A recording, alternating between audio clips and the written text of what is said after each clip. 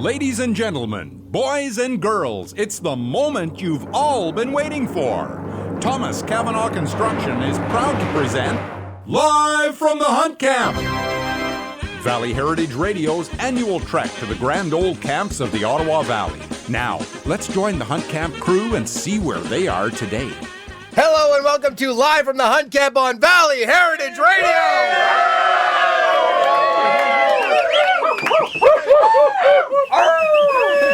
Today is Friday and we are somewhere in the bush between Dacre and Griffith at the Black Donald Camp! I'm Andrew Cartwright. And I'm Guy Bassett, and we want to thank the good folks at Thomas Cavanaugh Construction for making this radio programme possible and for bringing us here to places like this, the Black Donald Hunt Camp, for the most popular radio programme in the whole Ottawa Valley, if not the world. And we're especially honoured to be invited to the Black Donald Camp by none other than Guy Jamieson, who is celebrating his 70th, or is it 39th? Birthday! Happy birthday, Guy! Happy birthday to you! Happy birthday to you! Happy birthday, dear Guy! The butcher! Happy birthday to you! Okay, Guy, first ever chairman of the board of Valley Heritage Radio, currently a volunteer on the board of Valley Heritage Radio. You do so much more in the community, and we still find ourselves here with you today on your birthday. Now, the camp has been around since, 1923. How did you get it started? How did I start it in 1923? You are 90. Recount. How long has the family been involved? Tell us about the Black Donald Hunt Camp, please. Black Donald Hunt Camp! Well, it's been here since 1923 anyway. Now, I wasn't here at the very beginning, but they used to have to come in through the Marshall, of course, Road into Johnny Marshall's farm, and then they'd put all the supplies for the week or 2 weeks, whatever they were staying on the horse and on the cart, and they'd come on this kind of an old goat trail, maybe. But anyway, that was up until '74, and that's when they finally built the Kelly Road out here, now renamed the Dooley Creek Road. So I guess my being here is because I guess being one of those hunters from Renfrew County, my father was a hunter, his father was a hunter, and we just naturally came into it, that sort of thing, eh? So when I first came in, I was the youngest, and that wasn't too many years ago. Just after I retired, that I was able to get here for the whole week. Now, I know we're celebrating your 70th birthday, or as Di like to say, your 98th. How do you feel about having so many people here gathered to celebrate your big day? The more the merrier. That's the job of Robert Hamish. He was able to get out there and secretly line up all these people. I was so glad to see them all come in then, especially the Vilmer gang, because they're right next door to us, and we've been visiting back and forth, but here was a chance for them to come into the camp. And we are delighted to have Mr. Phil Davies here. He's lives permanently. Permanent residence here, and he keeps an eye on all our hunt camps here, and keeps the road all fixed up for us and what's going on around here. We certainly appreciate that very much. And then there's some, we happen to have Mr. Hawthorne over there, so we're good with the ministry for tonight anyway, eh? You got all your bases covered. I'm not sure after that. So the rest is my good friend Larry McHenry here, and he's got his whole gang in here, and we've just been sort of building on this for the last couple of years now. So anyway, we've got a good gang. They're all good hunters. They like to eat. Hey. Well, who have we got? Larry, now you're very involved in the community. Seen you coaching soccer. Are you going to stand up and have a chat? I'm going to stand up right now. Good. Larry's got a story. Like I said, I wish you'd been here yesterday because I was in fine form yesterday. 3 o'clock. It was a long afternoon, and we made it to the bunk after a hard hunt. I made it to the bunk at 6 o'clock, and woke up 14 hours later, fresh and ready to go this morning. That's good. 14 hours later. My goodness. Exactly. Rob, you know all of these people, and who do you think, Rob, is the best hunter after yourself, of course? After me? Yeah. Fast Eddie DeWall over there. Eddie DeWall. Right? Fast Eddie. Short Eddie. Yeah, that's right. Right after Andrew, he is the next best hunter here, that's for sure. Well, that's good. And who's the worst, Rob? Fast Don't look Eddie. so embarrassed.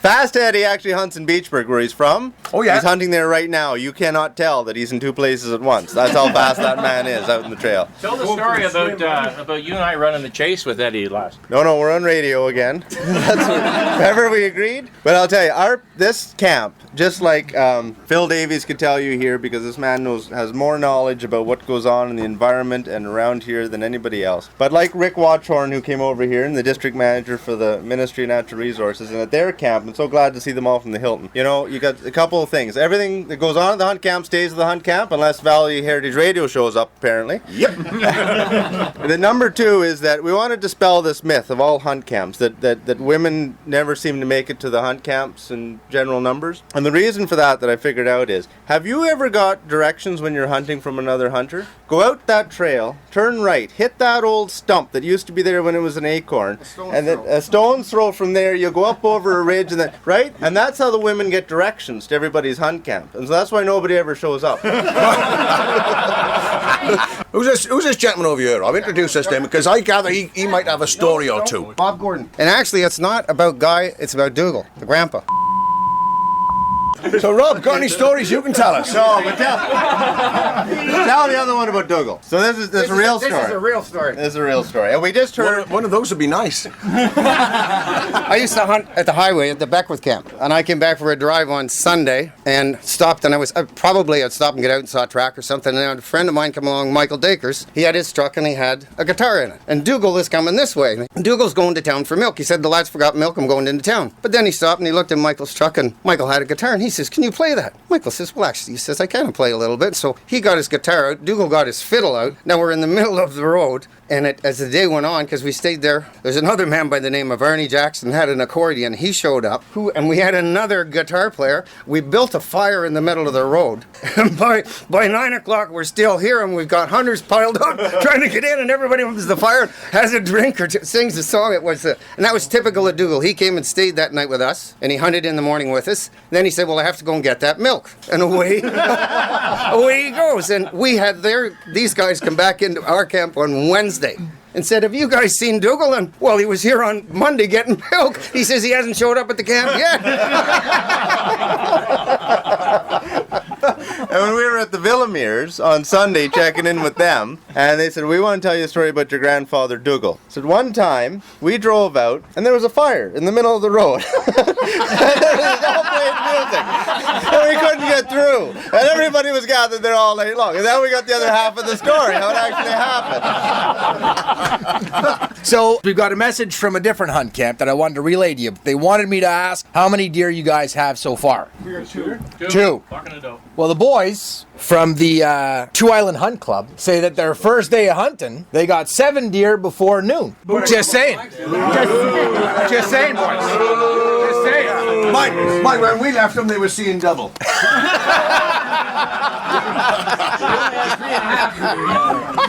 So Jesse, now you symbolize the younger generation of the hunt camp here. What's it like hunting with folks who are older, especially with the fact that you apparently got one of the deer that's outside today? It's great. Everybody gets along, so it's always fun. There's even when the deer are shot, the old guys still come out and help, and but it's vice versa. Everybody helps everybody. Now, you guys apparently are ahead by 1 deer, or did you guys get both deers? The other Blake, he shot the other deer.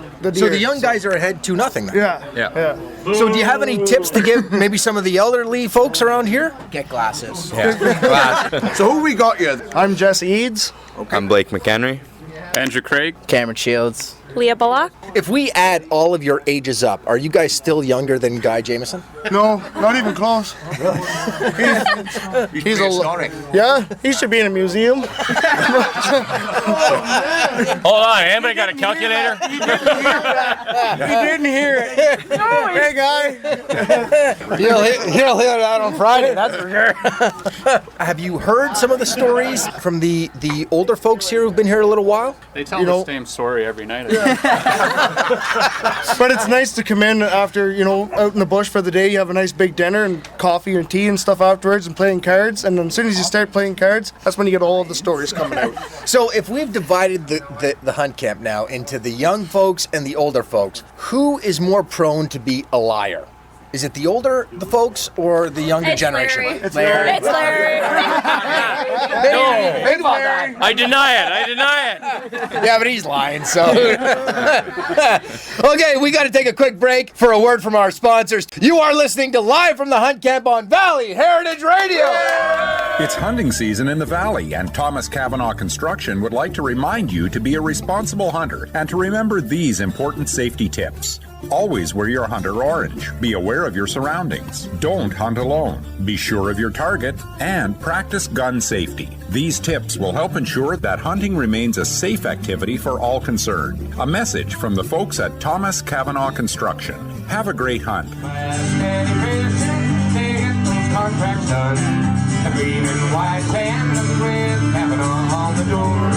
And we are back live from the hunt camp on Valley Heritage Radio. We are at the Black Donald Hunt Camp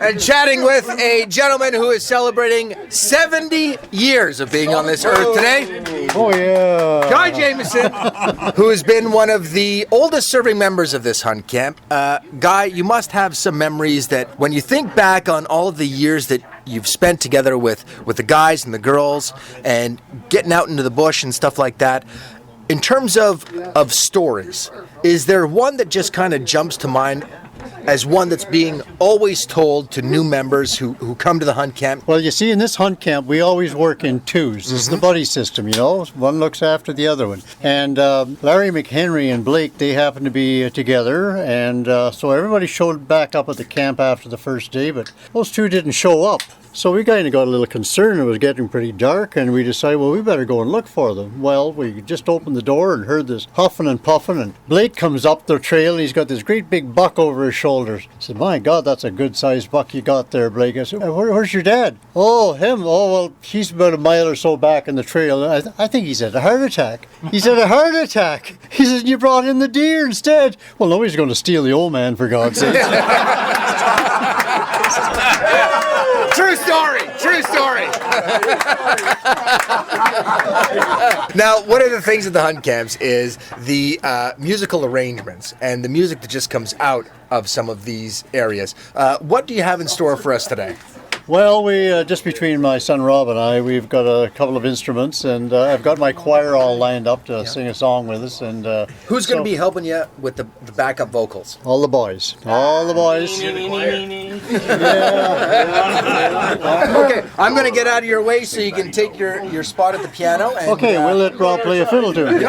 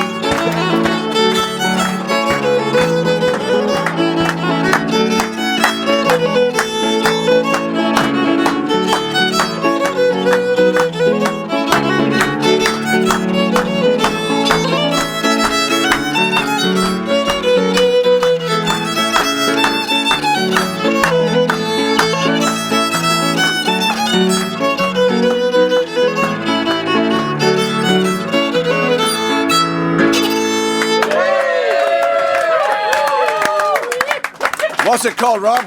Hamish? The 100 Pipers. The girls are out to bingo and the boys are getting stinko, and we think no more of bingo on a Sudbury Saturday night. The glasses they will tinkle when our eyes begin to twinkle, and we'll think no more of bingo on a Sudbury Saturday night. The jiggling Jim O'Connor there, and Scotty Jack McDonald there, Pucky Frank McHutch are getting tight, but that's alright. There's Happy German Fritzy, they were the Frenchy getting tipsy, and even Joe the Gypsy knows it's a Saturday night. Chorus! The girls are out to bingo and the boys are getting stinko, and we take no more of Vinco on a Sudbury Saturday night. The glasses they will tinkle when her eyes begin to twinkle, and we'll take no more of Vinco on a Sudbury Saturday night. Now when Mary Ann and Mabel come to join us at the table and tell us how the bingo went tonight, we look off right. But if they won the money, we'll be lapping up the honey boys, 'cause everything is funny, for it's a Saturday night. The girls are getting bingo and the boys are getting stinko, and we take no more of Vinco on a Sudbury Saturday night. The glasses they will tinkle when her eyes begin to twinkle, and we'll take no more of Vinco on a Sudbury Saturday night. And we'll take no more of Vinco on a Sudbury Saturday night.